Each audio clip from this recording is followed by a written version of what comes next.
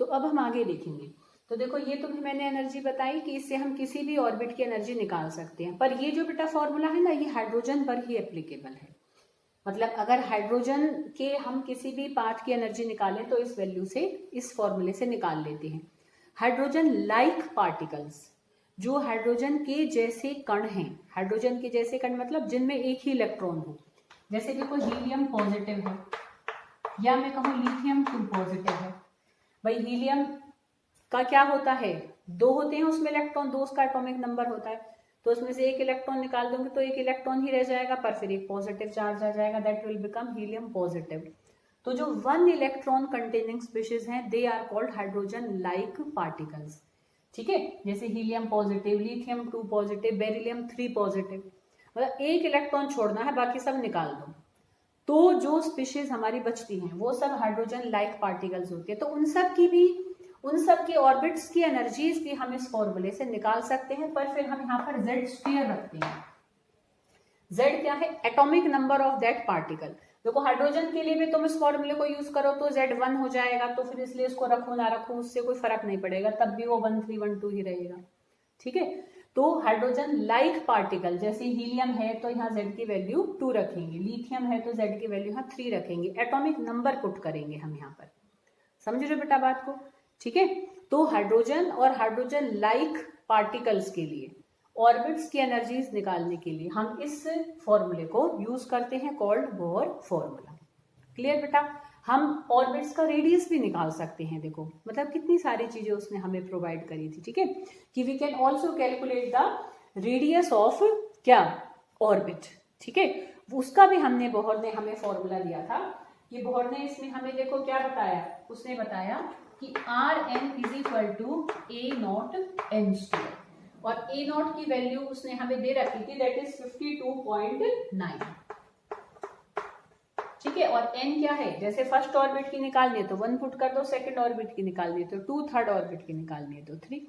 तो हम radius of orbit भी निकाल सकते हैं। भाई न्यूक्लियस से उसकी कितनी, एक तरीके से त्रिज्या है, त्रिज्या कहते हैं शायद रेडियस को। ठीक है, इसके सेंटर से लाकर यहाँ तक पहला रेडियस कितनी, पहला ऑर्बिट कितनी दूरी पर है, क्या उसका रेडियस है, सेकंड का कितना है, थर्ड का कितना है, फोर्थ का कितना है। तो we can also calculate the radius of particular orbit with the help of formula given by Bohr.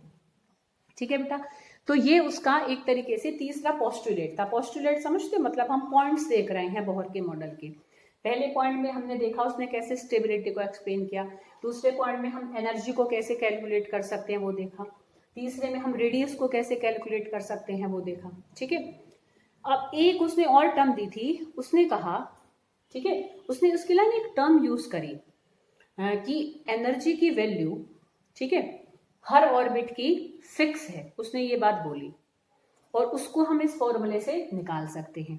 ठीक है, अब इलेक्ट्रॉन जब तक एक ही ऑर्बिट में घूमता रहेगा तब तक उसकी वो ही एनर्जी होगी जो उस ऑर्बिट की एनर्जी होती है।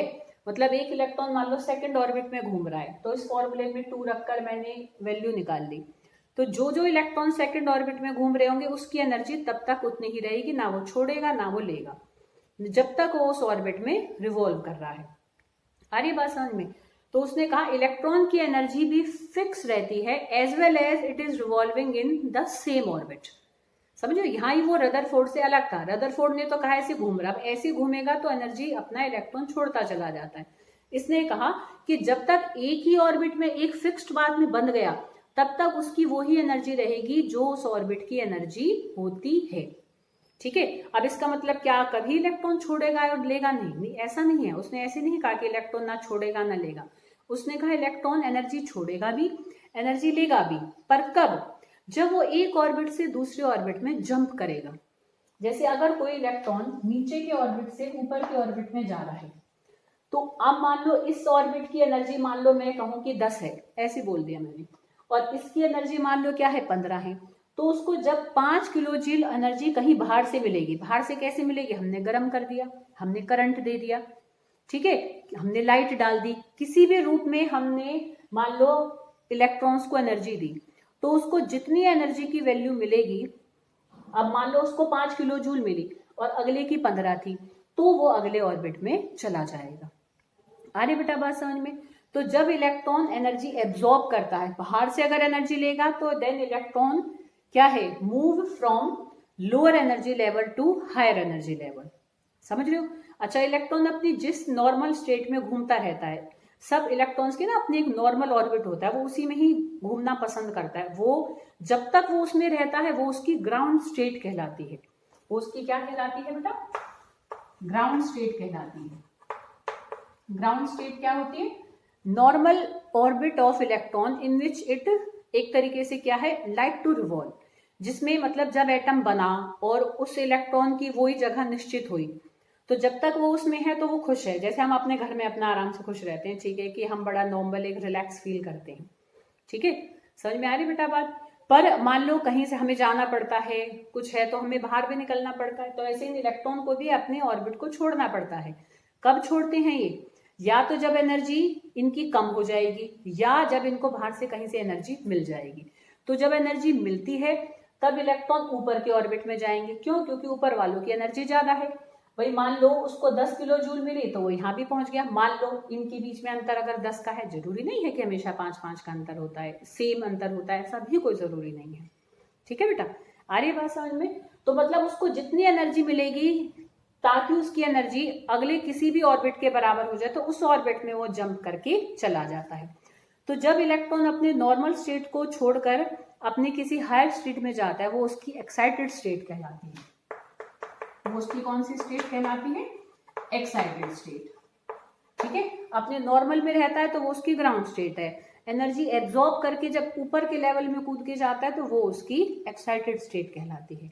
ठीक है, अब एक्साइटेड स्टेट में ना ज्यादा देर तक नहीं रहता है इलेक्ट्रॉन, क्योंकि अब भाई हम बाहर यहाँ आ गए स्कूल में, पर अब ऐसा नहीं, हमारा भी मन करता है कि भाई चलो अब छुट्टी होगी, अब घर चले।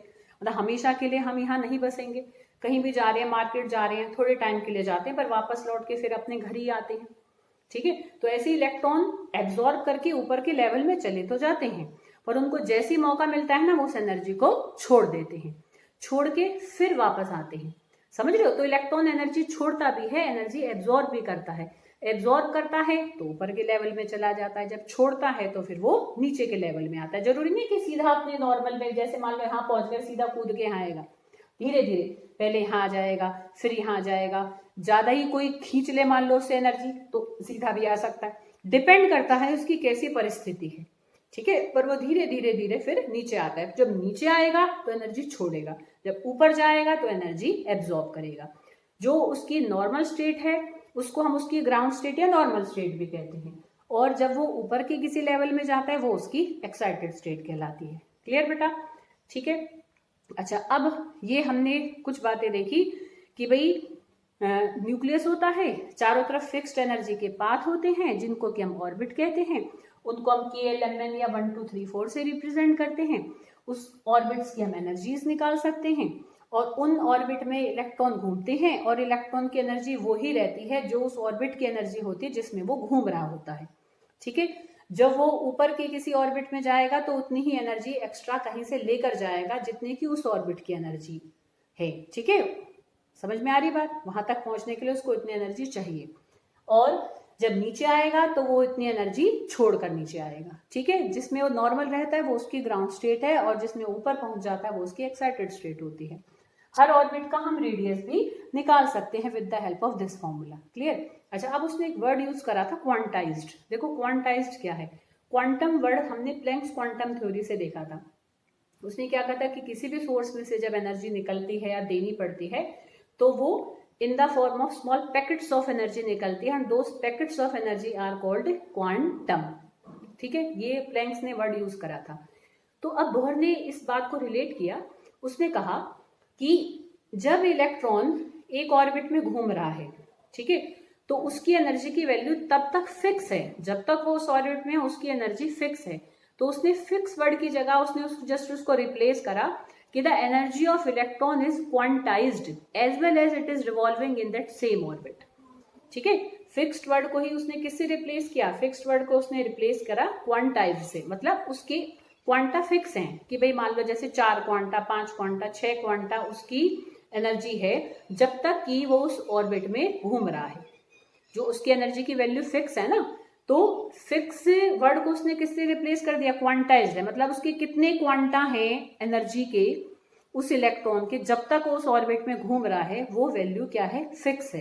तो उसके लिए उसने जस्ट एक टर्म क्या यूज करी कि the energy of electron is quantized as well as it revolves in that same orbit. ठीक है, क्लियर, आगे बात समझ में। अब उसने एक और बात बताई, ठीक है, एक बात और क्या बताई, कहोगे मैम कितनी बात बताई थी बोहर ने, अब कोई बात नहीं, उसने तो देखो वो बात बताई है तो ढूंढी है, इतने एफर्ट्स डाले हैं, उसकी जिंदगी लग गई बेटा उस चीज को बनने में, और हम आधे घंटे का हम क्या उसको पढ़ भी नहीं सकते हैं, इतना तो हमें मतलब उसको ट्रिब्यूट देना चाहिए, किसी के काम की वैल्यू करनी चाहिए कि भाई है ना भाई, उसने तो अपनी जिंदगी जिस चीज को निकालने में लगा दी, हम में कई बार उसको बस पढ़ने में भी जोर लग जाता है। तो कोई नहीं, हम पढ़ेंगे, मन से पढ़ो बेटा, और इतने बड़े बनो कि तुम भी आगे चलकर कोई नई थ्योरी एटम की दो, है ना। और चलो हम तो उस टाइम तक शायद ना रहें पढ़ाने के लिए, पर तुम्हारे नाम से कभी कोई एटम का मॉडल पढ़ाया जाएगा तो शायद हमसे ज्यादा खुश और कोई नहीं होगा, ठीक है ना। तो खूब करना चाहिए, पहले पहले के करे के कामों को समझना चाहिए, वो समझ बिठाकर फिर अपना नया कोई काम करना चाहिए। हम तो देखो नहीं कर पाए, ईश्वर करे तुम करो, है ना। चलो तो आगे देखेंगे। तो उसने कहा कि जैसे कि एनर्जी की वैल्यू इलेक्ट्रॉन की क्या रहती है, क्वांटाइज्ड होती है। उसने एक और टर्म यूज करी, ऐसे ही इलेक्ट्रॉन्स का एंगुलर मोमेंटम भी क्वांटाइज्ड होता है जब तक कि वो उसी ऑर्बिट में रिवॉल्व कर रहा है। ठीक है, अब ये पॉइंट अब ऐसे मुझे ध्यान नहीं है, अब मतलब बीच का भी कहीं हो सकता है, बाद का भी हो सकता है, मतलब मैं नेक्स्ट पॉइंट करके ही बता रही हूँ। उसने क्या कहा कि जो एंगुलर मोमेंटम होता है, angular momentum of electron is also quantized, वो भी क्वांटाइज्ड है, मतलब वो भी फिक्स है। अब एंगुलर मोमेंटम क्या होता है, देखो एक तुमने टर्म पढ़ा होगा मोमेंटम 9th में, अब मुझे हिंदी उसकी देखो याद नहीं आ रही। मोमेंटम होता है mass into velocity, linear momentum जो होता है, मतलब हम सीधा सीधा जब चल रहे हैं तो हमारा कितना भार है और हम कितनी वेलोसिटी से चल रहे हैं, तो मास इनटू वेलोसिटी जब हम कर देते हैं तो उसको हम क्या कहते हैं, मोमेंटम। उसके लिए हम सिंपल टर्म यूज करते हैं मोमेंटम, टी से रिप्रेजेंट करते हैं उसको। ठीक है, अब मुझे ध्यान नहीं आ रहा बेटा कि 9th में हिंदी में मोमेंटम को क्या कहते हैं, पर ये आता है 9th में। ठीक है, तो मतलब जब हम सीधे सीधे चल रहे हैं तो कितना मास और कितनी वेलोसिटी से मूव कर रहे हैं, ठीक है बेटा, तो वो तो होता है हमारा लीनियर मोमेंटम, सीधे चलने का। पर जब हम कहीं रिवॉल्व कर रहे हैं, घूम रहे हैं, समझ रहे हो बेटा, तो जब मतलब एक तरीके से घुमावदार जब हमारा कोई रास्ता है, ठीक है, तब हम लीनियर मोमेंटम नहीं देखते हो, तो सीधे चलने पर देखते हैं। जब घूम घूम के गोल गोल गोल चल रहे हैं तब हम देखते हैं एंगुलर मोमेंटम। अब जब एंगुलर मोमेंटम देखते हैं तो वो mvr हो जाता है, मतलब जिस जगह पर घूम रहे हैं उस पाथ का रेडियस कितना है उसको भी देखते हैं। पहले एंगुलर मोमेंटम समझ में आया, मतलब इलेक्ट्रॉन कितनी स्पीड से चल रहा है, कितना भार लेते हुए कितनी स्पीड से ऑर्बिट्स में घूम रहा है, वो उसका होता है एंगुलर मोमेंटम। और बोहर ने ये कहा कि जैसे इलेक्ट्रॉन की एनर्जी की वैल्यू फिक्स्ड रहती है, क्वांटाइज्ड रहती है, as long as it is moving in that same orbit, जब तक कि वो उसी ऑर्बिट में घूम रहा है, तो तब तक अगर उसकी एनर्जी की वैल्यू फिक्स और क्वांटाइज्ड रहती है, ऐसे ही उसका एंगुलर मोमेंटम भी फिक्स्ड और क्वांटाइज्ड रहता है। समझ में आ रही बात, ठीक है। क्वांटाइज्ड का मीनिंग यहाँ पर एक तरीके से फिक्स तुम्हें लेकर चलना है, मतलब उसकी एंगुलर मोमेंटम की वैल्यू भी क्या होगी, फिक्स होगी, जब तक कि वो उसी ऑर्बिट में घूम रहा है। और उसने उसके लिए फॉर्मूला भी दिया कि वो कितनी हो सकती है, उसने ये भी बताया कि mvr क्या है, ये एंगुलर मोमेंटम को हम शो कर रहे हैं, इज इक्वल टू nh/2π, ये उसने कहा। अब इसको थोड़ा सा समझो, है ना, देखो अब n यहाँ पर कोई भी नंबर हो सकता है, 1 2 3 4 5 6। उसने ये कहा कि इलेक्ट्रॉन जब किसी भी ऑर्बिट में घूम रहा होगा तो उसका एंगुलर मोमेंटम जो निकल कर आएगा वो हमेशा h/2π का ही कोई होल नंबर मल्टीपल होता है। अब समझो इस बात को, h क्या है, प्लैंक्स कांस्टेंट है, 6.626 इंटू 10⁻⁻34 हम वैल्यू पुट कर देंगे, पाई तुम्हें पता है 22/7 होता है। ठीक है, तो मतलब कोई भी इलेक्ट्रॉन जब घूम रहा है ना किसी भी ऑर्बिट में, तो उसने कहा उसका एंगुलर मोमेंटम हमेशा h/2 2 पाई होगा या इसी का ही कोई होल नंबर मल्टीपल होगा। होल नंबर मल्टीपल मतलब n की वैल्यू या तो 1 होगी या 2 होगी या 3 होगी या 4 होगी। मतलब जब तक इलेक्ट्रॉन एक ही ऑर्बिट में घूम रहा है तो उसके एंगुलर मोमेंटम या तो h/2 पाई होगा, या इसी का दुगना होगा, या इसी का तिगुना होगा, या इसी का चौगुना होगा। ऐसे कभी नहीं होगा कि भाई मैं कहूं कि 3/5 h/2 पाई हो जाए। मतलब n की वैल्यू कभी भी फ्रैक्शन में नहीं होगी, बटे वाली नहीं होगी। ठीक है, समझ में आ रही बात? n की वैल्यू कभी भी कैसी नहीं होगी, फ्रैक्शन में नहीं होगी। जैसे 1/2 नहीं होगी, 3/4 नहीं होगी, 5/7 नहीं होगी। n की वैल्यू क्या होगी? हमेशा 1, 2, 3, 4। तो the angular momentum of electron is also quantized like that of its energy and it is always comes out in terms of whole number multiple of h/2 पाई। ठीक है, अब होल नंबर वर्ड यूज नहीं करते हम ज्यादातर ऐसे science में, हम वर्ड यूज करते हैं इंटेग्रल मल्टीपल। इंटेग्रल वर्ड हम यूज करते हैं। इंटेग्रल का मतलब क्या होता है? होल नंबर, मतलब पूर्ण संख्या में, पूर्ण संख्या का ही कोई मल्टीपल होगा किसी भी इलेक्ट्रॉन का एंगुलर मोमेंटम, जब तक कि वो उसी पाथ में घूम रहा है। समझ में आ रही है बेटा बात? ठीक है, क्या वर्ड यूज करते हैं? इंटेग्रल। ठीक है, तो ये सारा बोहर का मॉडल था। अब और कोई और पॉइंट नहीं है। ठीक है, समझ में आ रही है बेटा बात? तो पहले वाले तो मैंने पॉइंट रिवाइज करा ही दिए थे सारे। अब इसको एक बार हम और देख लेते हैं कि उसने कहा कि जैसे इलेक्ट्रॉन्स के एनर्जीज की वैल्यू क्वांटाइज्ड होती है, ऐसी ही इलेक्ट्रॉन्स के एंगुलर मोमेंटम की वैल्यू भी क्वांटाइज्ड होती है, फिक्स्ड होती है, as long as it is revolving in that same orbit, and it always comes out in terms of integral multiple of h/2 pi.